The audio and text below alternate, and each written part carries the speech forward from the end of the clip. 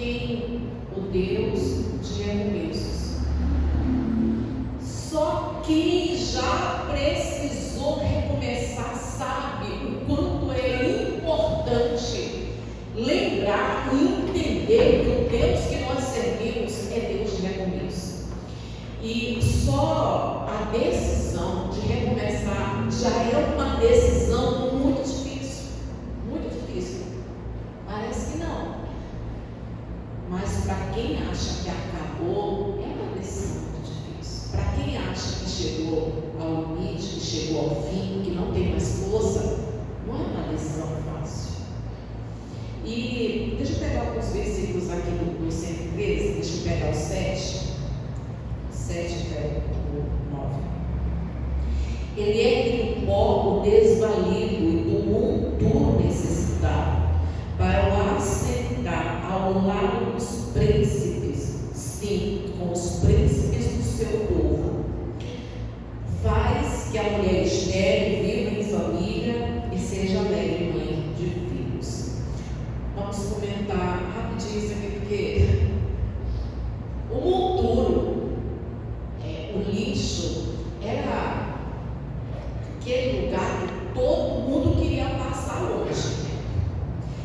E qualquer um que estivesse ali era invisível aos olhos da sociedade,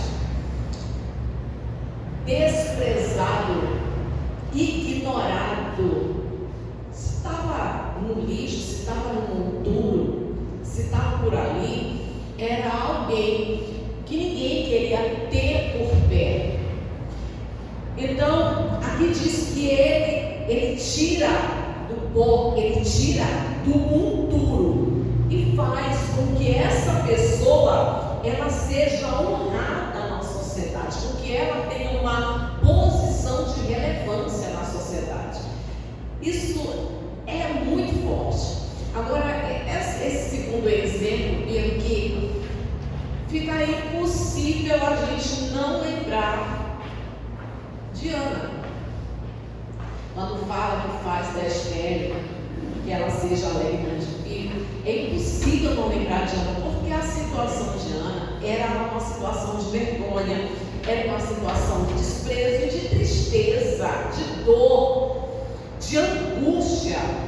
A vida de Ana era uma vida triste, só tristeza. Imagina aquela mulher, tempo vago era o que não faltava para ela, descanso era o que não faltava para ela, ninguém incomodando ela, só que a vida dela era uma tristeza, uma angústia, uma dor no coração de não ser igual aos outros e se sentir excluída, se sentir amaldiçoada, que essa é a palavra mais adequada, se sentir exatamente como as pessoas haviam, amaldiçoada. Imagine a dor dessa mulher, que não tinha uma vida aperreada, não tinha muita coisa, mas era uma vida carregada de tristeza. E Deus atendeu a oração, a humilhação, as lágrimas, o clamor de Ana e fez com que ela primeiramente tivesse Samuel.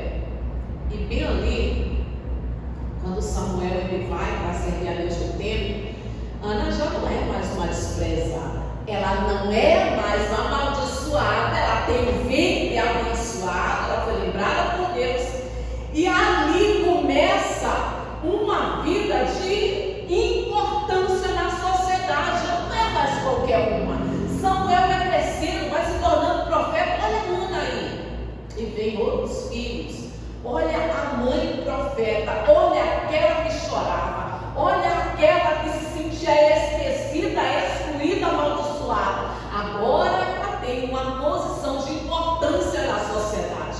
Ela não só é mãe de muitos filhos, como ela é a mãe do profeta, daquele que é o líder da nação. Olha o que Deus fez na vida de Ana. É uma história linda, né? Maravilhosa. Esse é o Deus que Ana serviu e esse é o Deus que nós servimos. Mas eu queria muito falar, João capítulo 21, queria muito falar com vocês, porque a história de Ana já é uma história de fato maravilhosa.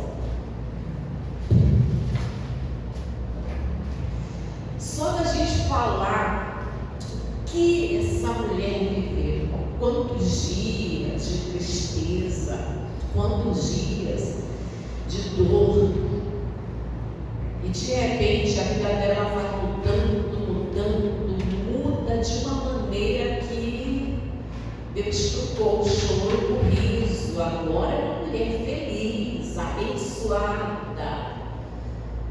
Ela tem muitos filhos. É uma história muito bonita, mas eu considero uma história muito forte também, essa aqui que a gente vai meditar.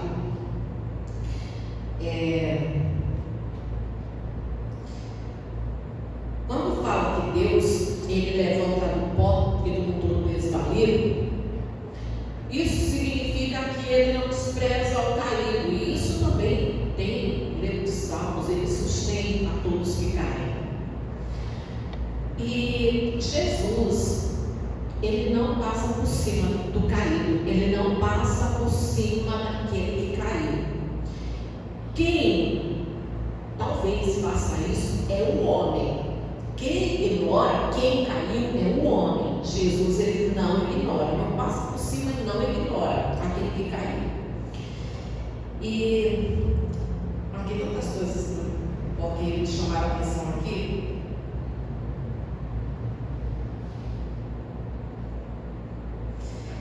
A gente pega vários exemplos na Bíblia de pessoas que não se sentiam capazes de ter sido chamadas por Deus. Jeremias, Isaías, Ezequiel, mas cada um se sentia, Moisés e tantos outros, né? Não se sentiam capazes. Isso fica muito claro, que Deus, Ele não escolhe ninguém pela importância que essa pessoa tem, pelas suas qualidades. Ele escolhe vendo o que Ele vai fazer através daquela pessoa, o que Ele vai fazer através da vida daquela pessoa. Não são pessoas importantes e por isso Deus escolhe. Rapidinho, eu vou comentar aqui com vocês uma coisa que eu tinha, assim que eu comecei, eu fiquei com isso muitos anos ainda. Sabe o que eu tinha mania de fazer? Eu ficava pensando, até o problema falar, mas é verdade, eu ficava pensando assim, será que Deus vive em mim? Aí eu começo a ver como é que eu agia, para tentar descobrir por que Deus, Ele havia me chamado. Não tem nada em nós que a gente possa dizer, esse foi o meu mérito. Não tem, porque eu fiquei muitos anos procurando. E Deus, Ele escolhe por aquilo que Ele pode fazer, que Ele vai fazer através daquela vida. Nada de mérito da pessoa que é escolhida, daquele que Ele chamou.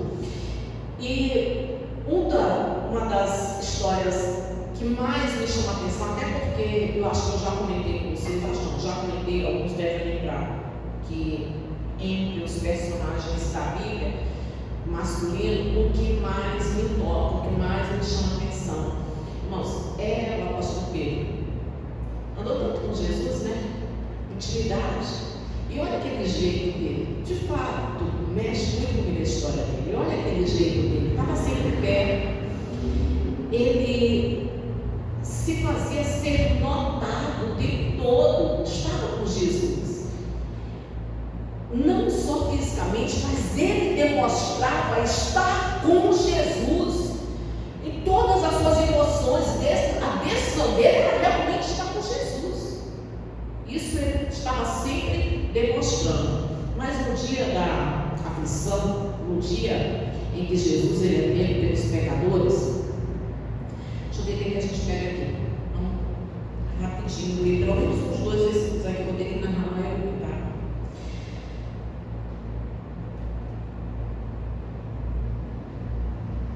Deixa eu pegar a partir do 15 mesmo, vamos lá.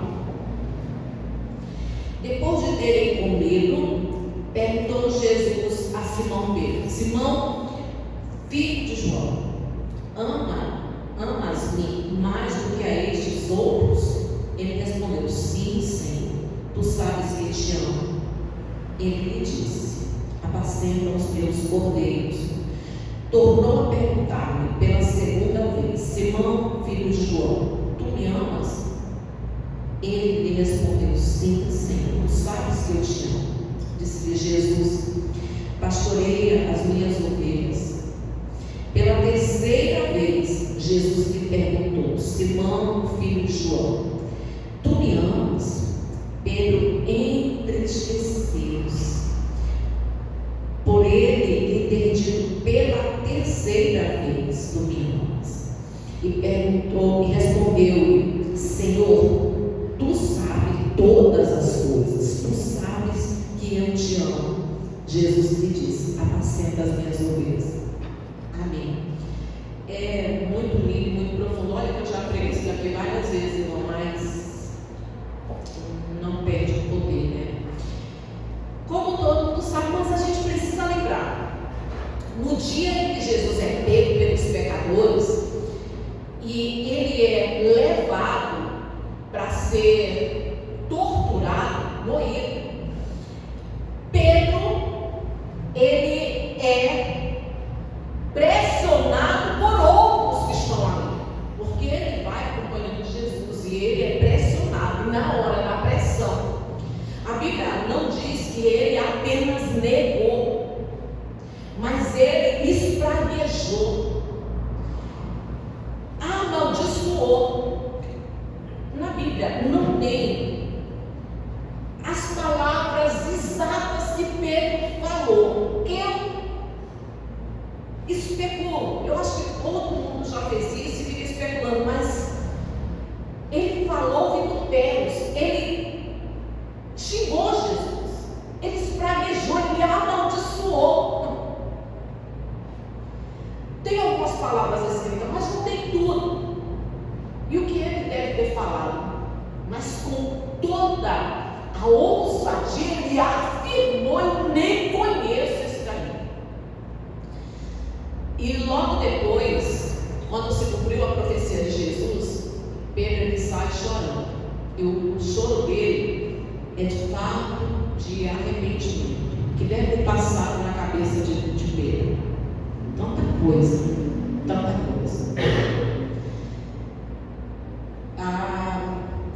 Que ele traiu, que ele negou e possivelmente, certamente, eu afirmo que o que deve ter passado na cabeça dele é que ele jogou fora toda a oportunidade dele, a vida dele, e agora acabou.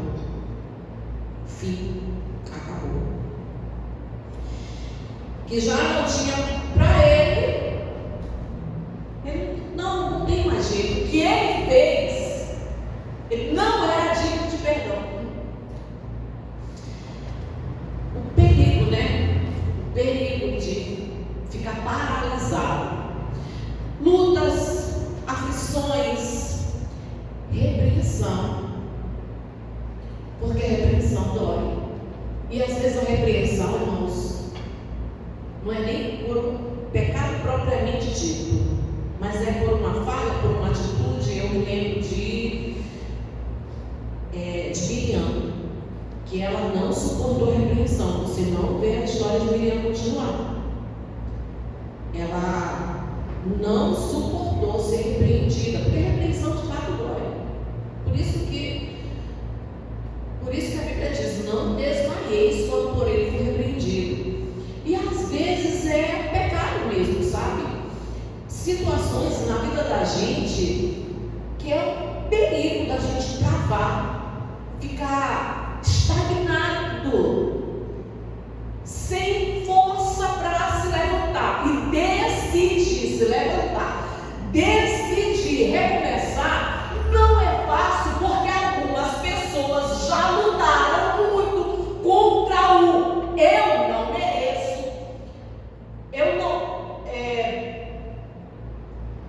não mereço perdão de Deus, o que eu fiz, ou eu não tenho força, eu não presto, eu não sou digno, eu não consegui. E todas essas coisas vêm muito na cabeça de alguém que caiu, de alguém que caiu pela aflição, pela dúvida, porque aconteceram tantas coisas na vida dela, porque aconteceram tragédias, e ela chegou ao ponto de duvidar, estagnou, não orou mais, não se congregou mais, não voltou a refletir na Bíblia, ter comunhão, uma palavra de Deus. E pelo fato de ela ter se afastado, ter duvidado de Deus, recomeçar agora, voltar para a igreja, voltar a buscar a Deus, voltar a dobrar o joelho, voltar a ter comunhão com a Bíblia, é uma decisão difícil, perigo de ficar estagnado. E às vezes, volta a dizer, é o pecado, caiu por causa do pecado. Pedro foi um pecado, amaldiçoando Jesus. No caso de Pedro, foi um pecado, e nem por isso Jesus desistiu de Pedro, porque quando ele encontra com Pedro, ele pergunta 3 vezes, ali acontece uma restauração de Pedro, a restauração de Pedro e a restauração do ministério de Pedro. Ali é um recomeço.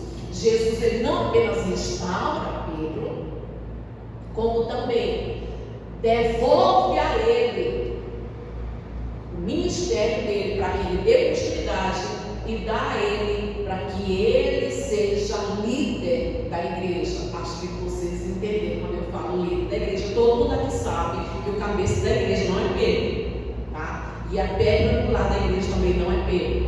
Mas para que ele possa liderar, continuar, e foi o que ele fez, continuou o ministério, foi restaurado ali, e ali houve um recomeço na vida de Pedro, com um novo propósito. Agora ele já não estava mais acompanhando Jesus, agora ele estava numa missão, representando Jesus na terra. O propósito foi grande depois da queda, porque o amor de Deus, o amor de Jesus é maior que os nossos pecados, porque o amor de Jesus é maior do que as nossas falhas, é maior do que os nossos erros. Então aconteceu isso com Pedro, porque Pedro servia ao Deus de recomeços, e nós também servimos um Deus de recomeço. Não importa o que aconteceu esses dias, o que aconteceu na tua vida, você sabe que Deus, ele poderia permitir que você fosse só mais um, e estivesse agora sentado numa mesa, tomando uma cervejinha, tomando uma gelatina com os amigos, curtindo, dançando um pagode, ou estivesse em casa cansado, depois de ter tomado banho aí no rio, ou numa piscina, e a última coisa que ia passar na tua cabeça, nenhum interesse, você poderia ser mais um, mas Deus chamou, Deus te escolheu, Deus te elegeu. E nem importa, depois desse chamado, o que aconteceu, para que você possa ter, talvez, caído, um sofrimento, uma tragédia, ou um pecado. Não importa. Hoje, cabe a nós, que estamos na presença de Deus, tomarmos a decisão de viver o recomeço na presença de Deus, porque porque esse Deus que nós servimos é o Deus de recomeços. É o Deus que restaura a nossa vida, a nossa fé, o nosso coração e restaura o nosso chamado. Amém, Jesus? Vamos orar. Eu sou humano, mas eu espero que o Espírito Santo continue falando com você através dessa palavra. Perdão, apenas foi perdoado, ele foi restaurado. Feche os teus olhos.